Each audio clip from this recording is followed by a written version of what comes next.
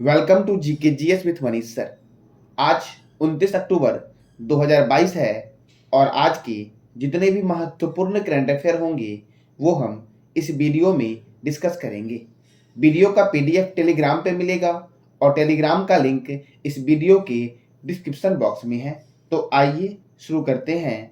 आज का पहला प्रश्न, अंतर्राष्ट्रीय एनिमेशन दिवस कब मनाया जाता है? तो अंतर्राष्ट्रीय एनिमेशन दिवस मनाया जाता है 28 अक्टूबर को। कब मनाया जाता है?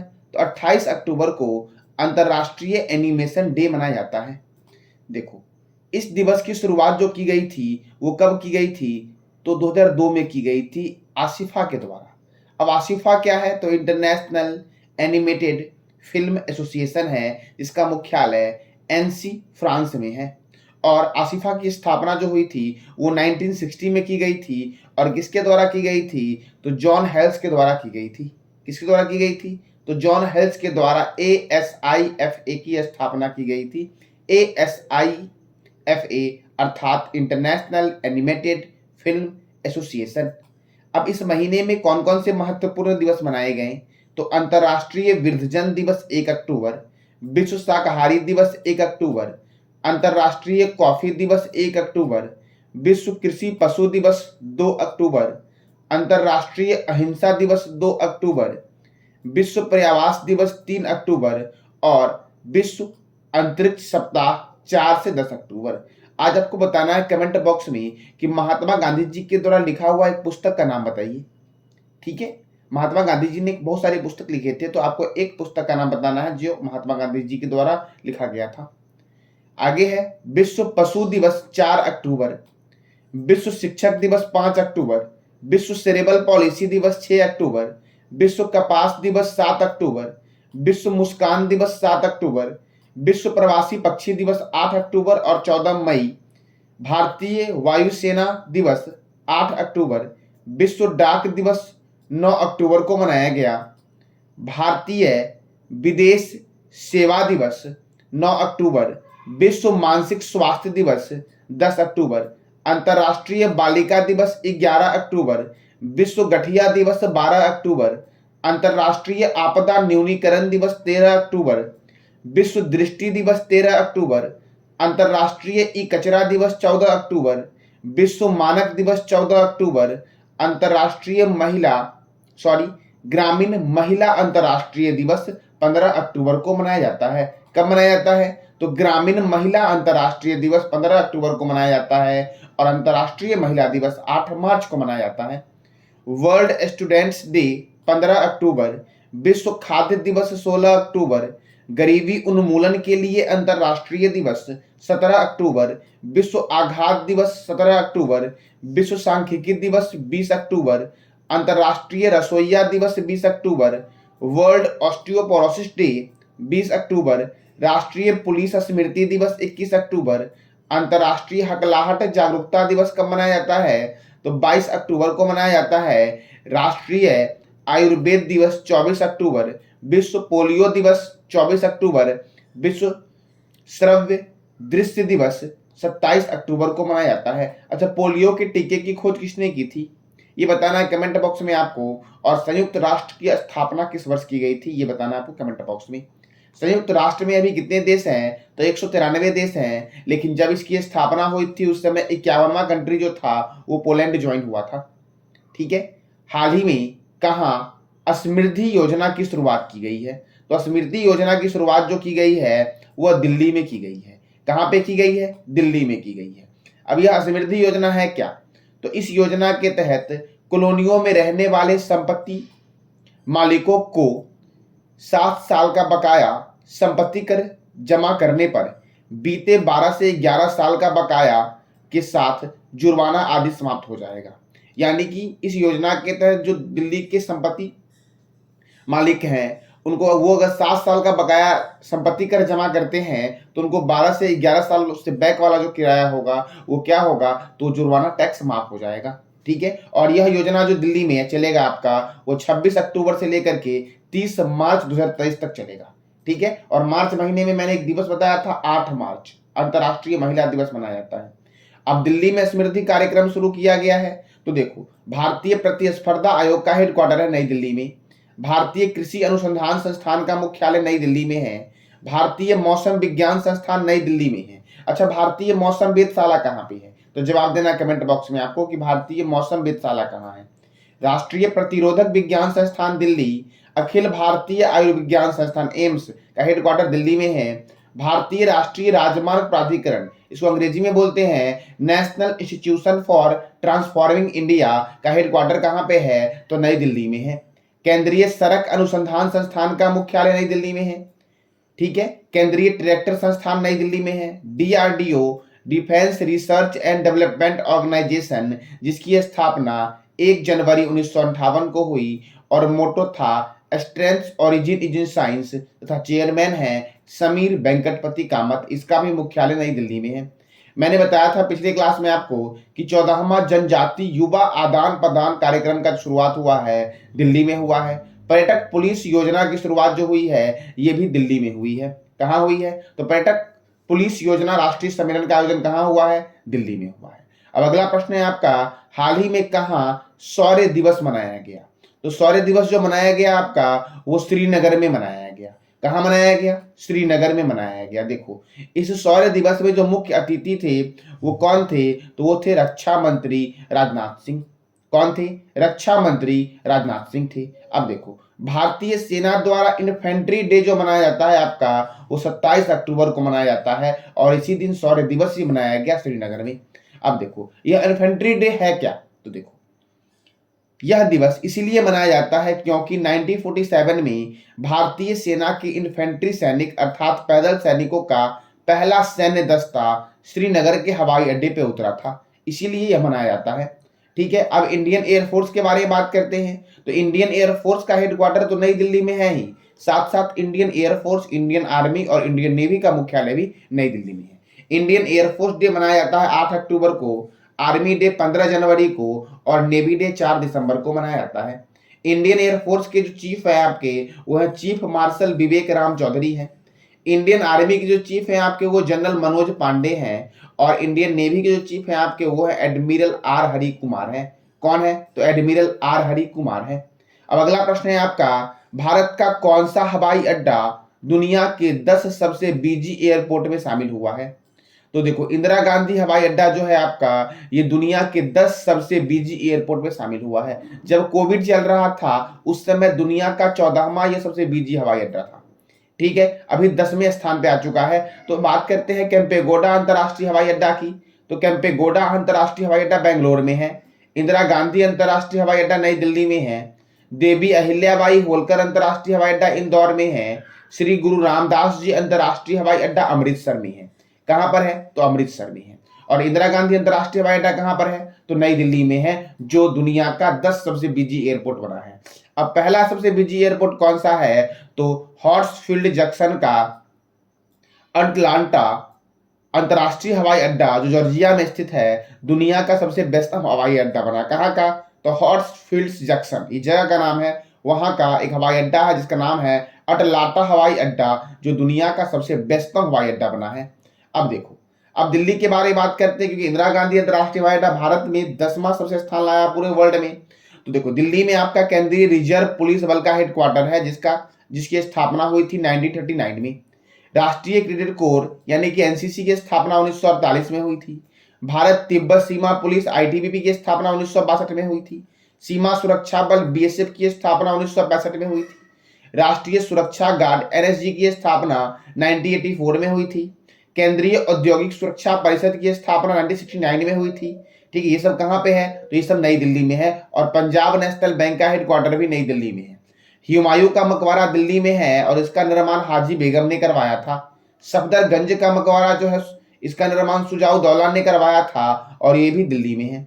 खिड़की मस्जिद का निर्माण गयासुद्दीन तुगलक ने करवाया था और ये भी दिल्ली में है। दिल्ली में 3 यूनेस्को के द्वारा वर्ल्ड हेरिटेज साइट शामिल है, हुमायूं का मकबरा, कुतुब मीनार और लाल किला। हुमायूं का मकबरा और कुतुब मीनार जो वर्ल्ड हेरिटेज साइट में शामिल हुआ वो 1993 में हुआ और लाल किला 2007 में हुआ। कहाँ हुआ? तो लाल किला 2007 में वर्ल्ड हेरिटेज साइट में शामिल हुआ। ठीक है, चलो अब अगला प्रश्न है आपका, सिम्बेक्स नौ सैन्य अभ्यास का आयोजन कहाँ हुआ? तो सिम्बेक्स नौसैन्य अभ्यास का आयोजन जो हुआ वो भारत का सबसे गहरा बंदरगाह है विशाखापट्टनम, वहीं पे हुआ है। कहाँ पे हुआ है? तो यह विशाखापट्टनम में हुआ है। देखो सिम्बेक्स सिम्बेक्स सिंगापुर और इंडिया के बीच का सैन्य अभ्यास है, ठीक है। और यह जो आयोजन होगा आपका 26 से 30 अक्टूबर का होगा। इसका आयोजन विशाखापट्टनम में भी हो रहा है और बंगाल की खाड़ी में भी होगा, ठीक है। 28 से 30 अक्टूबर को बंगाल की खाड़ी में होगा और 26 से लेकर के 27 तक जो होगा आपका वो विशाखापट्टनम में होगा, ठीक है। अब बात करते हैं सिम्बेक्स अभ्यास जो आपका है, इसकी शुरुआत हुई कब थी भारत के साथ?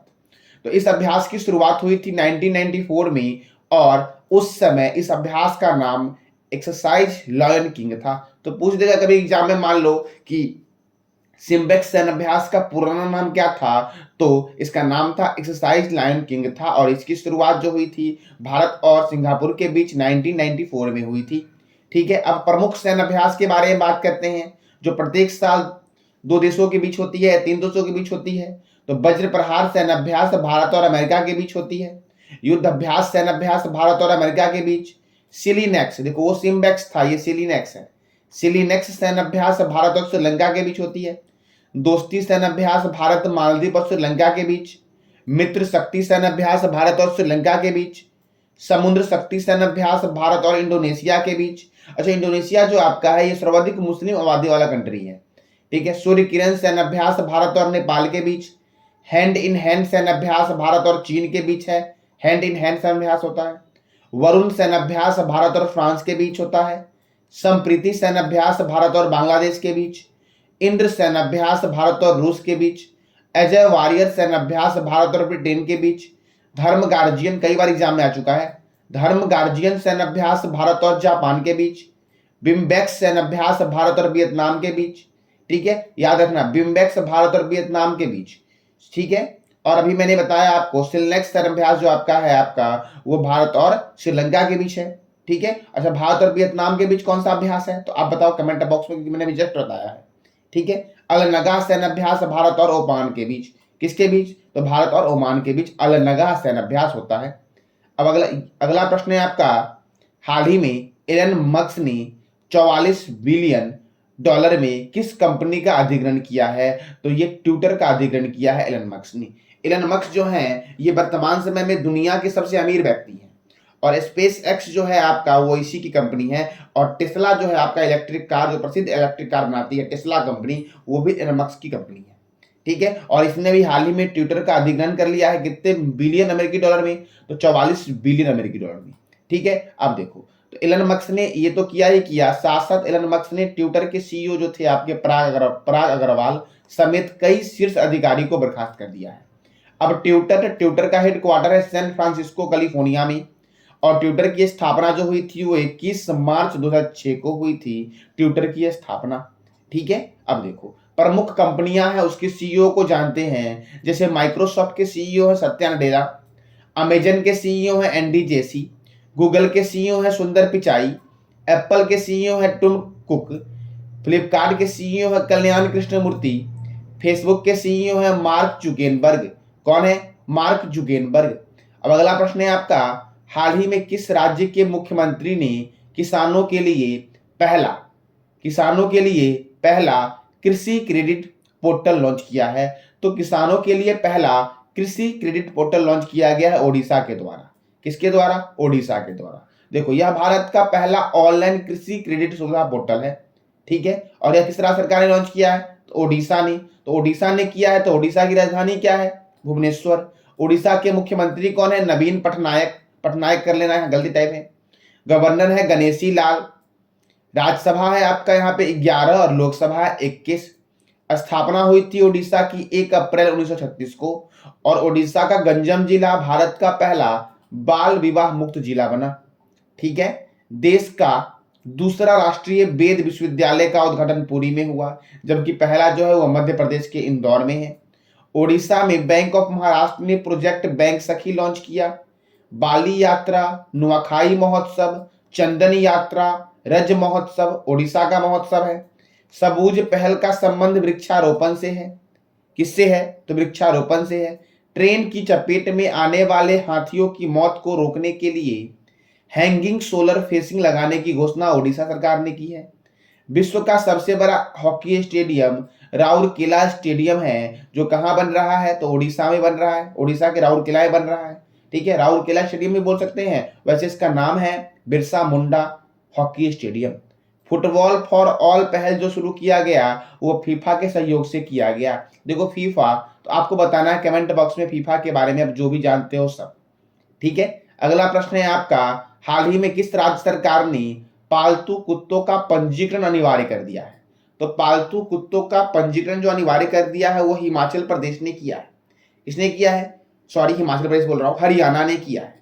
ठीक है, तो पालतू कुत्तों का पंजीकरण अनिवार्य किसने किया है? तो हरियाणा ने किया है। अब देखो, कुत्तों के पंजीकरण के लिए हरियाणा सरकार ने सरल पोर्टल लॉन्च किया है। कौन सा पोर्टल लॉन्च किया है? सरल portal.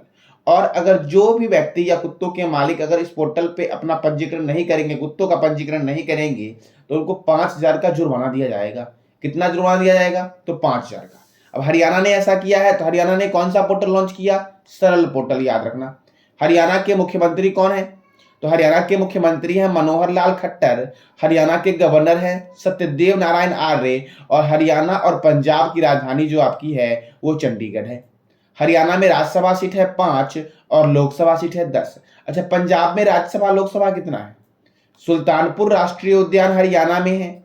National dairy research institute जो है ये करनाल में है। National brain research centre Gurgaon में है। महाराजा अग्रसेन अंतरराष्ट्रीय हवाई अड्डा हिसार में है। दुनिया का सबसे बड़ा हड़प्पा संस्कृति संग्रहालय राखी गढ़ी में बन रहा है। और पब्लिक अफेयर इंडेक्स 2022 में हरियाणा जो है वो प्रथम स्थान पर आया है। तो ये था आज का महत्वपूर्ण करंट अफेयर जो आपके एग्जाम के लिए बहुत ही महत्वपूर्ण है। ठीक है साथियों, देखो अभी एसएससी जीडी की वैकेंसी आ चुकी है, करीबन 24,000 वैकेंसी आई है। और मैंने उसके सिलेबस के बारे में, एग्जाम किस पैटर्न पे होगा, सिलेबस क्या होगा, उसका वीडियो में बना दिया हूं, तो वो देख लेना। और जो लोग भी उसके लिए एलिजिबल है वो उस फॉर्म को फिल कर लेना। और उसकी एग्जाम जो होगी आपकी वो जनवरी महीने में होगी, तो अभी से ही तैयारी में लग जाओ क्योंकि आपके पास मात्र 60 दिन है। ठीक है, चलो। तो मैंने कल आपसे क्वेश्चन पूछा था कि हाल ही में किस देश को 2022 का सखारोव फ्रीडम प्राइज दिया गया है? तो यूक्रेन को दिया गया है। यूक्रेन की राजधानी है कीव। यूक्रेन के प्रेसिडेंट है व्लादिमीर जेलेंस्की। और यूक्रेन की करेंसी जो है वो है यूक्रेनी हर्वेनिया। ठीक है, देखो अब कुछ और पुरस्कार है, जैसे कि ई पंचायत पुरस्कार 2022 कर्नाटक को दिया गया। फेमिना मिस इंडिया 2022 सिनी सेठी को दिया गया, यह कर्नाटका की थी। मिसेज इंडिया वर्ल्ड 2022 से 23 सरगम कौशल को दिया गया। 70वां मिस वर्ल्ड 2021 कोरोलिना विलास्का को दिया गया जो पोलैंड की थी। 70वां मिस यूनिवर्स 2021 हरनाज सिंधु को दिया गया, ये पंजाब की थी। कहाँ की थी? पंजाब की थी। ठीक है, चलो। तो आपका कल का प्रश्न आपका है जो बताना है कमेंट बॉक्स में आपको, हाल ही में किस राज्य सरकार ने बच्चों के खिलाफ साइबर अपराध को रोकने के लिए कुजप ऐप लॉन्च किया है? इसका जवाब देना है कमेंट बॉक्स में। और इस राज्य में से आपको एक राज्य तमिलनाडु के बारे में आपको बताना है कि आपने अभी तक तमिलनाडु से क्या सीखा। ठीक है, ईमानदारी से जो आपने सीखा वही, कोई गूगल कॉपी नहीं, कोई कहीं से कॉपी नहीं। जो आपने सीखा, एक क्वेश्चन सीखा है, एक क्वेश्चन का ही जवाब देना है आपको, बट ईमानदारी से, ऑनेस्टी से। ठीक है, चलो। तो आज के लिए इतना ही। जानकारी अच्छी लगी हो लाइक करें, शेयर करें, सब्सक्राइब करें। धन्यवाद। और एसएससी जीडी का सिलेबस हर हाल में देख लेना। ठीक है, और फॉर्म को फिल कर लेना जो लोग उसके लिए एलिजिबल है। धन्यवाद।